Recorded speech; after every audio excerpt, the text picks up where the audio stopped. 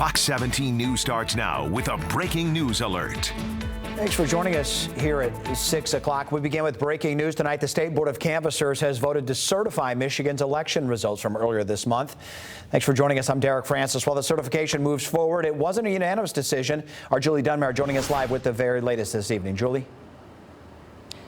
Derek, in a 3-0 vote, the state's election on November 3rd will be certified, with Republican canvasser Van Langveld saying that he did not have the authority to do anything else. Republican canvasser Schinkel, meanwhile, saying he would abstain from voting as he needed more information on what happened in Wayne County. The two Democrats on the State Board of Canvassers also voting to certify the election, so it passes 3-0.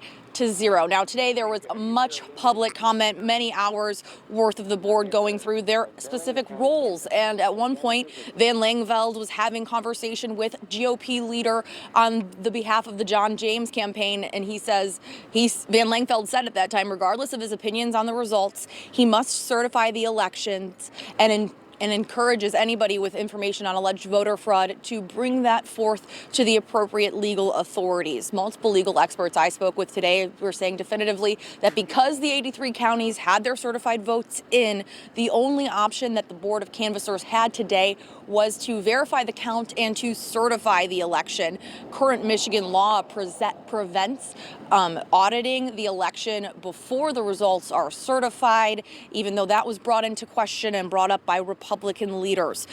Multiple clerks were on the call, and they were all asking the board to certify the vote. And a few things worth mentioning just to start is that in 2016, when the election was certified by a 10,000 vote margin, giving Trump the Michigan electoral votes, there was significantly more discrepancies in the vote count coming out of Wayne County than there was in the 2020 election.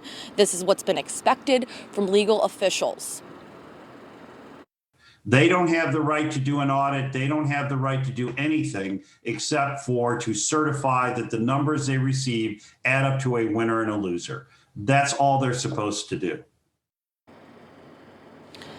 And now the next steps in the process can begin a recount if campaigns choose to go ahead and go through that process, and campaigns do have to foot the bill for that cost. Secretary of State Jocelyn Benson has been on record as to saying many times that there is going to be an audit of the Michigan election by her office, but that could only happen after the votes were certified per state law. Reporting live, Julie DUNMIRE, Fox 17 News. All right, Julie, meanwhile, that public comment was brief at the meeting before the vote. Our